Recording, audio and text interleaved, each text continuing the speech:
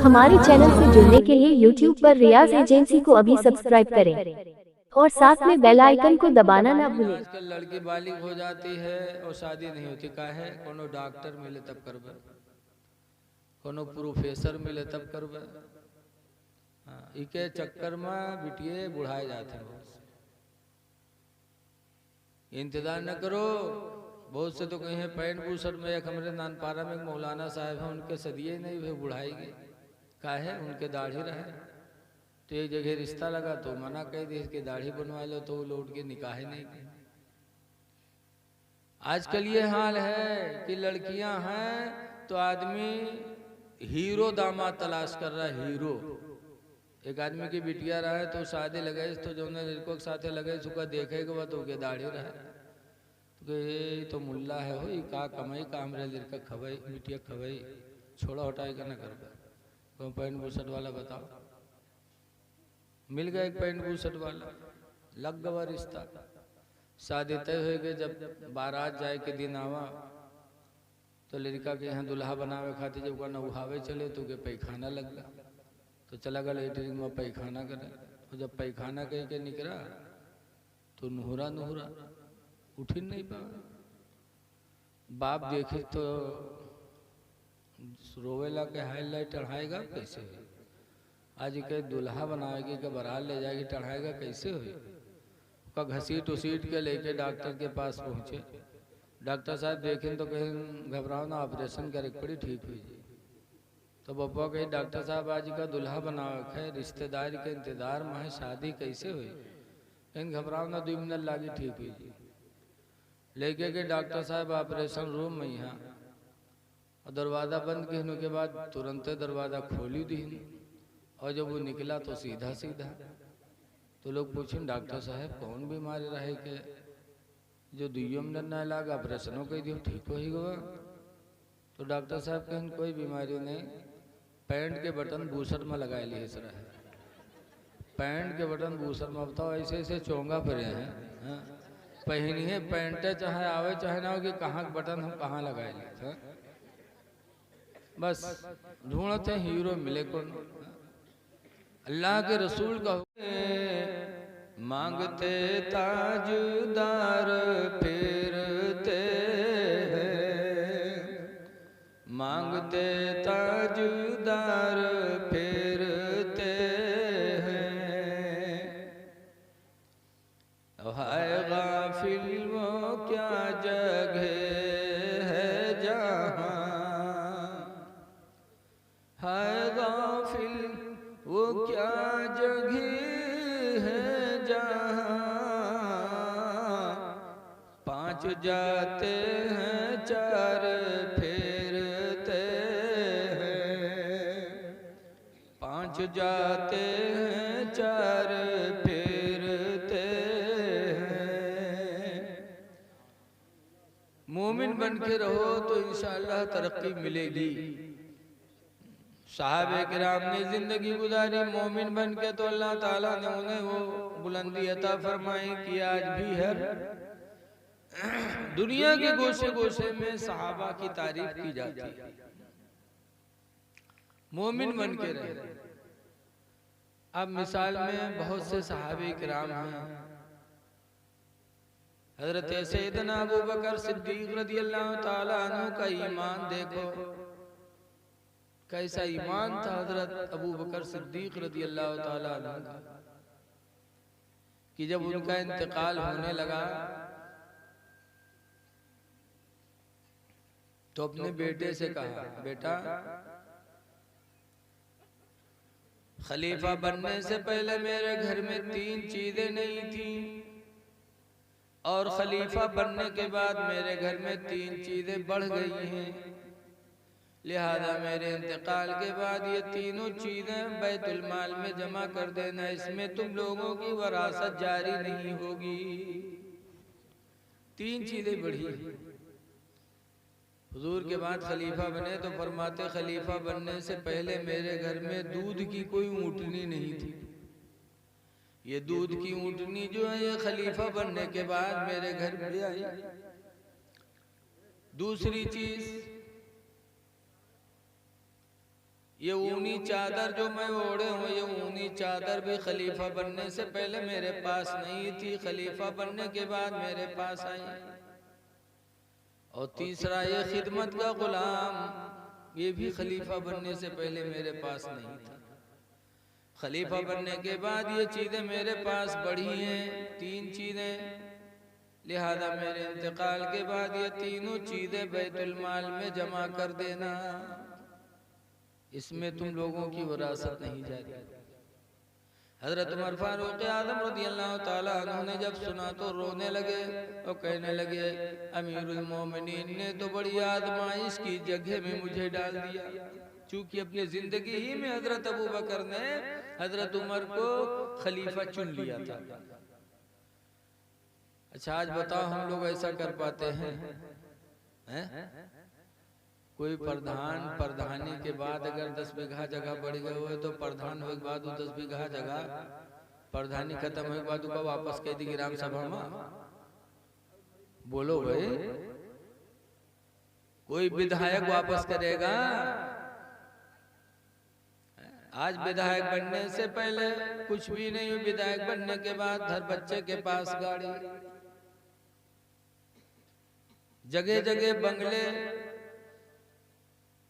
प्रधान हो या विधायक हो या एमपी, उन लोगों को हजरत सैयदना अबू बकर सिद्दीक रज़ी अल्लाह ताला अन्हु की जिंदगी से सबक लेना चाहिए। सहाबा की जिंदगी हमारे आपके लिए नमूने अमल है।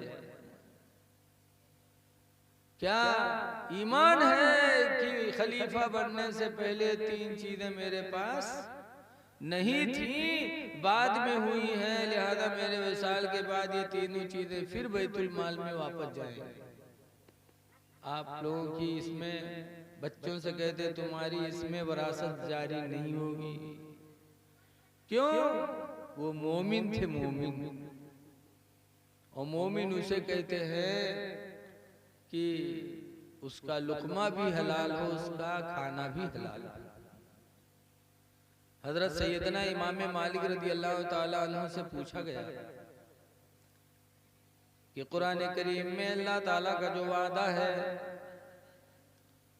मन अमिला सालिहन मिन ज़करिन औ उन्सा, अल्लाह फरमाता है जिसने अच्छा काम किया, चाहे मर्द हो या औरत, वहुवा मोमिन, दर हाले कि वो मोमिन है, फलनुहयिन्नहु हयातन तय्यिबा, तो अल्लाह फरमाता है हम उसको अच्छी जिंदगी अता फरमाएंगे। जरा इको कम कर देना भैया। अल्लाह का वादा है कि जो अच्छा काम करेगा हम उसको अच्छी जिंदगी देंगे। तो इमाम मालिक बहुत बाइल्म थे, ऐसे नेक इंसान थे हजरत इमाम मालिक कि एक मर्तबा इल्म हदीस पढ़ा रहे थे और बच्चे पढ़ रहे थे। मदीने तैयबा में पढ़ाते थे। कहाँ पढ़ाते थे इमाम मालिक? इल्म हदीस पढ़ाते थे। और चेहरा बदल रहा था, बच्चे बार बार चेहरा देखें, सुर्ख चेहरा, और बच्चे कुछ समझ भी ना पाए। और इमाम मालिक इल्म हदीस पढ़ा रहे थे। जब सबक खत्म हो गया, हदीस बंद किया, तब उन्होंने कुर्ता निकाला तो उसमें एक बिच्छू था जिसने 7-8 मर्तबा डंक मारा था। लेकिन इमाम मालिक का चेहरा तो बदल रहा था, तकलीफ तो हो रही थी, लेकिन इल्म हदीस का एहतराम इतना किया, अदब इतना किया कि हदीस पढ़ाने के वक्त उठे भी नहीं, हिले भी नहीं, कपड़ा भी नहीं उठाया कि हदीस पढ़ाने के अदब के खिलाफ हो जाएगा। 6-7 मर्तबा डंक मारा बिच्छू ने। इतनी मोहब्बत थी हदीस से इमाम मालिक को, इतना एहतराम था। और नबी से इतना एहतराम कि सुना होगा आप लोगों ने कि रहते थे मदीना में, लेकिन मदीने में कभी पाखाना पेशाब इमाम मालिक ने नहीं किया। हमेशा बाहर जाते थे, दूर, इतना दूर चले जाते थे कि उनको एहसास हो जाता था कि हो सकता है अल्लाह के रसूल के कदम यहाँ न पड़े, तब वहाँ पाखाना पेशाब करते थे। ये इमाम मालिक का अदब एहतराम था। तो उनसे लोगों ने पूछा कि अच्छी जिंदगी का मतलब क्या है? कि अल्लाह कहता है कि जो अच्छा अमल करेगा उसको हम अच्छी जिंदगी देंगे, तो अच्छी जिंदगी का मतलब क्या है? तो हम लोग तो अच्छी जिंदगी का मतलब यही है कि 4 पहिया गाड़ी हो जाए, कोठी बढ़िया बन जाए, कपड़ा हो जाए, लड़का बच्चा हो जाए, खेत कुरिया हो जाए, बोलो यही सब तो हम समझते हैं। लेकिन जब इमाम मालिक से पूछा गया कि अच्छी जिंदगी का मतलब क्या है, तो इमाम मालिक रज़ी अल्लाह ताला अन्हु ने फरमाया यल्बसु हलाला व याकुलु हलाला, कि अच्छी जिंदगी उसकी है जो लिबास भी हलाल पहने और रोजी भी हलाल खाए। अल्लज़ी यल्बसु हलाला व याकुलु हलाला, कि अच्छी जिंदगी उस इंसान की है जिसकी रोजी भी हलाल हो, जिसका कपड़ा भी हलाल हो। तो सहाबे किराम की जिंदगी सबसे अच्छी जिंदगी थी, क्योंकि उनका लिबास भी हलाल और उनकी रोजी भी बोलो हलाल थी। सबसे अच्छी जिंदगी उस मुसलमान की है जिसकी रोजी अच्छी और जिसका लिबास भी अच्छा, हलाल होने के लिबास।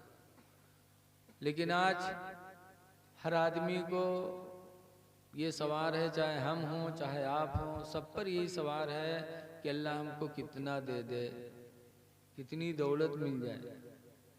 लेकिन हुजूर फरमाते हैं कि आदम की औलाद को अल्लाह ताला अगर एक मैदान के बराबर सोना दे दे तो दूसरे मैदान की तलाश में रहेगा, और दूसरे मैदान के बराबर दे दे तो तीसरे मैदान की तलाश में रहेगा, यहाँ तक कि आदम की औलाद के पेट को कब्र की मिट्टी के सिवा कोई चीज भर नहीं सकती। ये कौन कहता है? अल्लाह के रसूल कहते हैं। इसलिए लोगों, जिस हाल में अल्लाह रखे उसका शुक्र अदा करो, और शुक्र अदा करने का सबसे बेहतरीन तरीका है कि पाको साफ हो करके नमाजों को वक्तों पे अदा करो। नमाज में लापरवाही नहीं। इसीलिए हुजूर हजरत अली शेर खुदा रज़ी अल्लाह ताला अन्हु से फरमाते हैं, अली तुम 3 चीजों में जल्दी किया करो।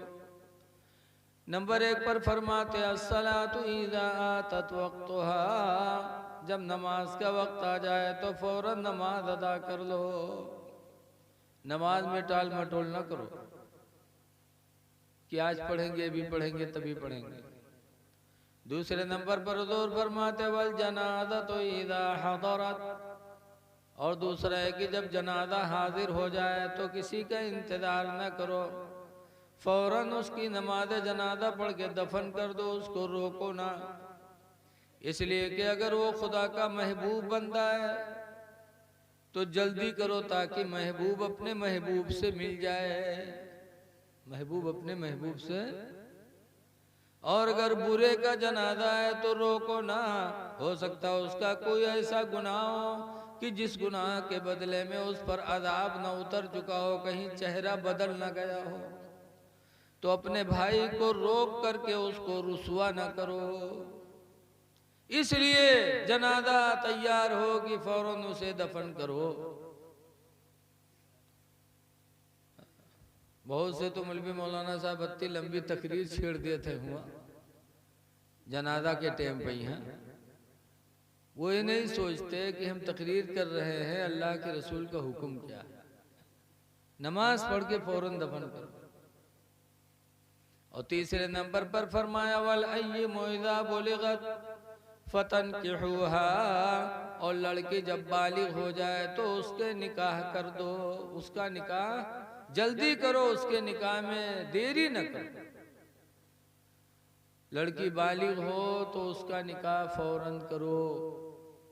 3 चीजों में अल्लाह के रसूल सल्लल्लाहु अलैहि वसल्लम ने जल्दी करने का हुक्म फरमाया।